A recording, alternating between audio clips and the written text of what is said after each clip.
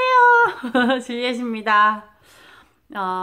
오늘 들 말씀은 지난 시간에 했던 이야기를 조금 이어서 제가 다니던 곳에 대해서 그 직장 환경에 대해서 좀 이야기를 해보려고 합니다.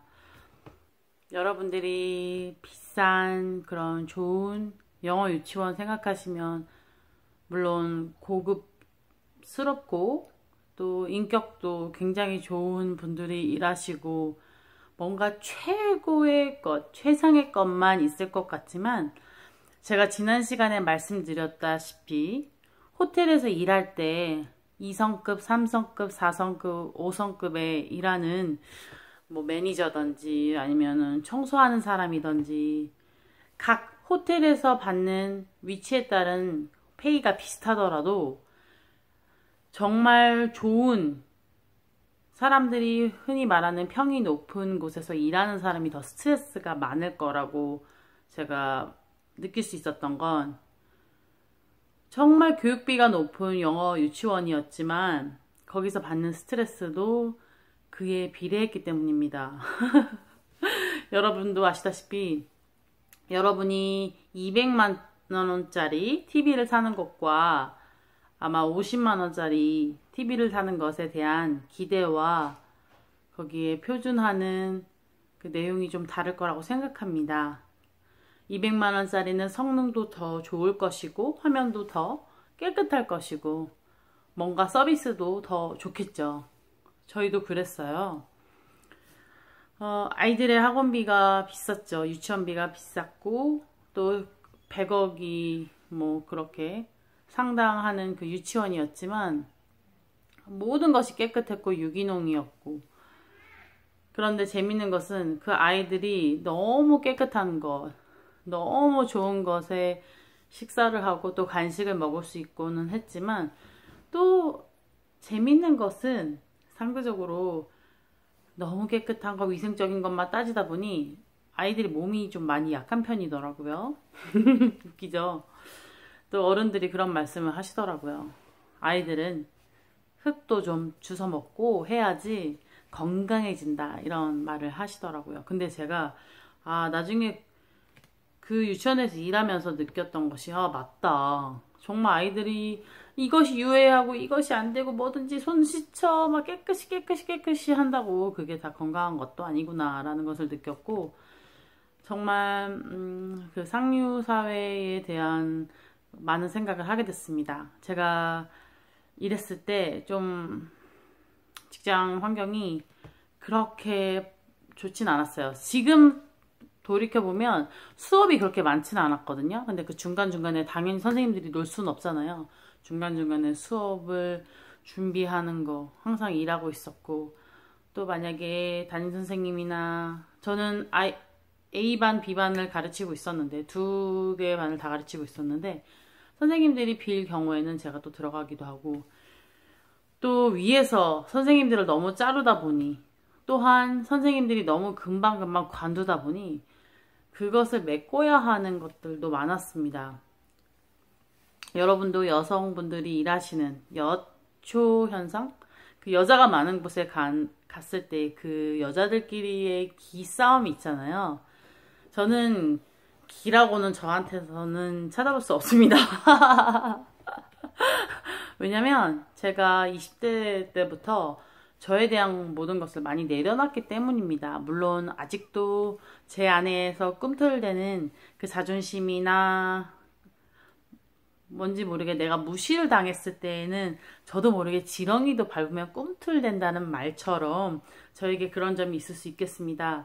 근데 리더 교회 생활을 많이 하다 보니 뭐 초등부, 중고등부 선생님, 청년부, 찬양팀, 또 성경 공부 리더, 드라마 팀장, 뭐든 다 팀장을 많이 했어요.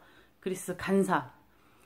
그렇다 보니 성경에서 말하는 것은 예수님처럼 섬기는 거잖아요. 예수님이 제자들의 발을 닦아주시고 정말 하늘에서 뭐 절대자가 내려왔는데 이 종 같은 역할을 하신 거잖아요. 사람들에게 나를 낮추고. 저도 그랬어요. 직장 생활을 하면서 어려운 점은 많았지만 제가 그 점들을 하나하나 잘 극복할 수 있었던 건 저를 많이 내려놨기 때문입니다. 일하다 보니까 친해지는 것도 있었지만 저보다 한참 어린 선생님이 텃세를 부리기 시작하는 거예요. 뭐 22, 3 되는 뭐 격리하시는 분이었는데 학교를 다 마치지 못했죠. 그러니까 다니면서 또 학교 가시고 직장 생활을 하시면서 이렇게 학업을 병행하셨었거든요. 처음에는 많이 친했는데 신앙 얘기하면서도 막 친해지다가 이게 사람이 여러분도 아시다시피 장기간 지켜봐야 되잖아요.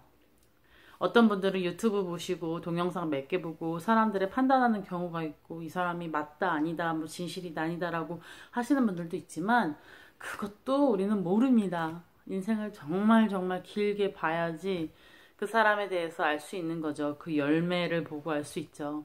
정말 이 단편의 그 시간들로는 알 수가 없는 것 같아요. 되게 귀여웠었고 제가 봤을 때 제가 나이가 있었으니까 훨씬 5살 이상이 많았거든요. 제가 그 선생님보다 6살, 7살이 많았습니다.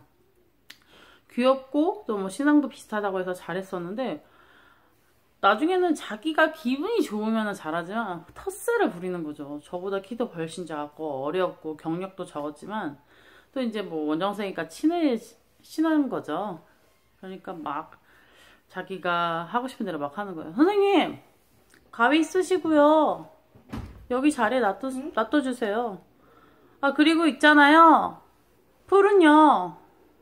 이 위치로 꼭 놔둬주세요. 뭐 이런 식으로 별것도 아닌데 그런 텃세를 부리시더라고요.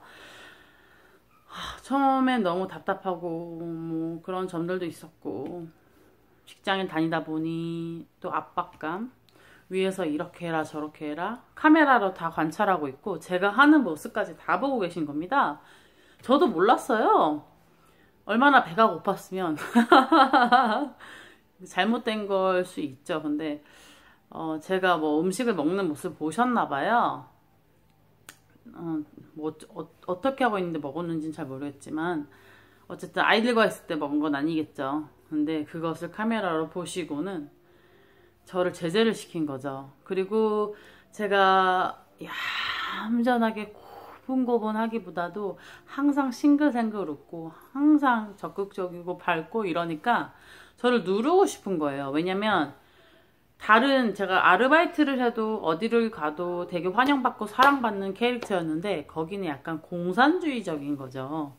내 안에서 위에 대표가 나를 누를 수 있고 위에 사람이 누를 수 있고 내가 하라는 대로 해. 그리고 내 말 다 들어. 그분이 대표님이 오시면 모두가 타고 대표님 막 이런 식이에요. 무슨 이게 군대도 아니고. 네. 특히 영어 쪽이나 유학 나오신 분들이나 이제 어문학 계열에서 이제 해외 물을 먹고 오신 분들이나 아니면 민주사회에 계신 분들이라면 이게 절대로 이해 갈 수가 없죠. 저희는 심지어 토요일, 일요일까지도 직장에 나온 적이 있습니다. 그냥 대표님이 불러서요. 불러서 나오기도 하고 퇴근 중에 전화가 딱 옵니다.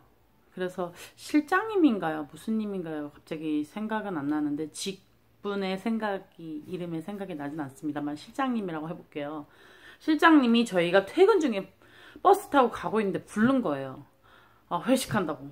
갑자기 버스에서 선생님들과 저희가 다다다닥 내려가지고 다시 백해서 직장으로 가서 비가 후두둑 내리는 날이었던 것 같은데요.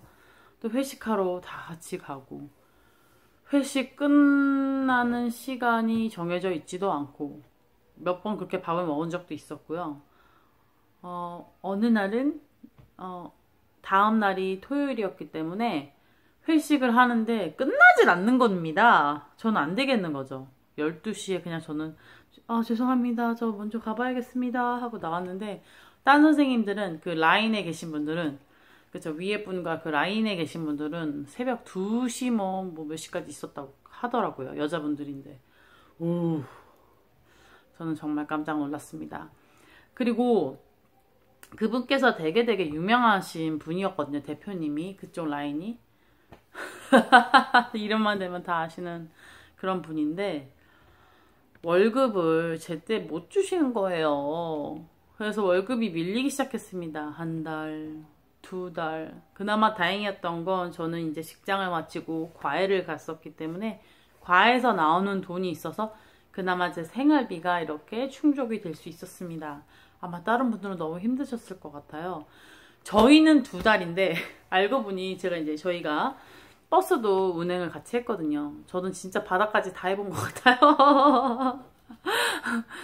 버스도 맨날 등하원 하는 것과 그 이후에 또 3번째, 4번째 하는 날도 있었는데 어쨌든 정말 재밌는 건 뭐냐면요. 제가 거기에서 성실하게 일을 하고 내가 청소를 하는 분이건 아니면 운전을 하는 분이건 저는 정말 사글사글하게 인사도 드리고 음료수나 뭐 빵이나 과자나 사서 이렇게 드리고 감사합니다 표현하고 대화를 많이 나눴어요. 버스 기사님이나 아니면 위생 선생님과 청소해 주시는 분 있죠?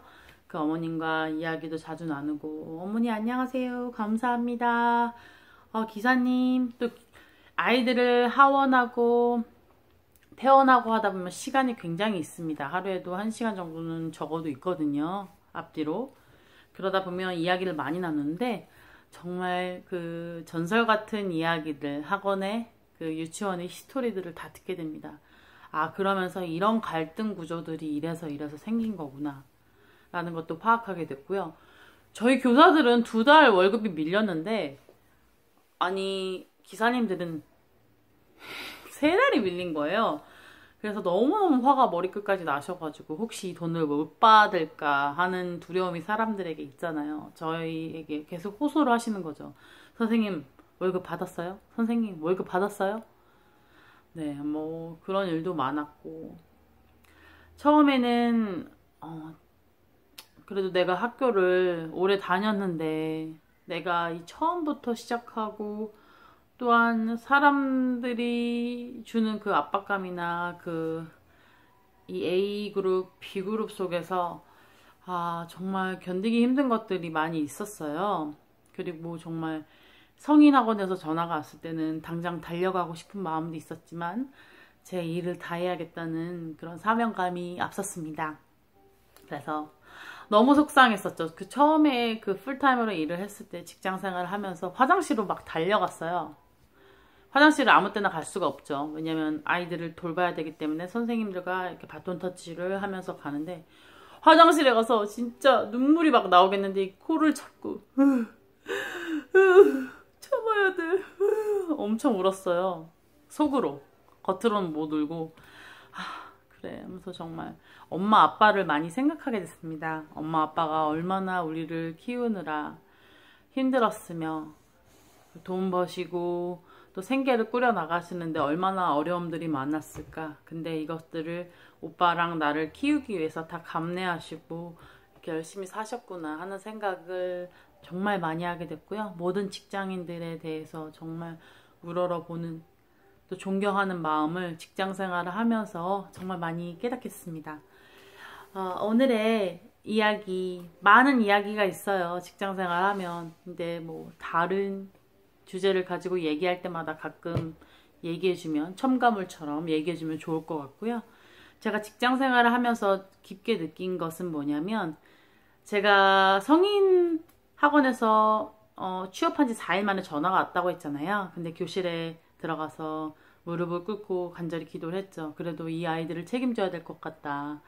왜냐면 앞으로도 그렇고 이제껏 선생님들이 많이 변했는데 이 아이들이 아무리 상류층 아이들이고 잘 사는 아이들이지만 그래도 내가 책임감을 갖고 가르쳐야 된다는 그 사명감이 들어서 눈물을 머금고 매일매일 정말 즐겁게 환하게 잘 했었는데요.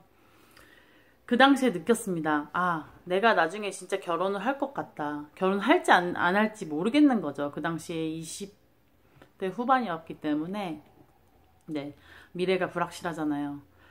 근데 이 아이들을 나에게 맡기신 것이 맞다. 나는 지금 엄마가 되는 연습을 하는 것이다. 그리고 내가 직장을 지금 그만둔다면 아마도 앞으로의 삶도 이렇지 않을까. 결혼 생활도 마찬가지일 것이다. 어려운 일이 생기면 금방 포기하고 싶어지겠지. 직장 생활을 끝까지 열심히 최선을 다해서 아이들을 가르치는 것이 결혼 생활과도 깊은 긴밀한 연관성이 있을 것이다 라는 생각을 제가 깊이 깨닫고 느끼게 되었습니다.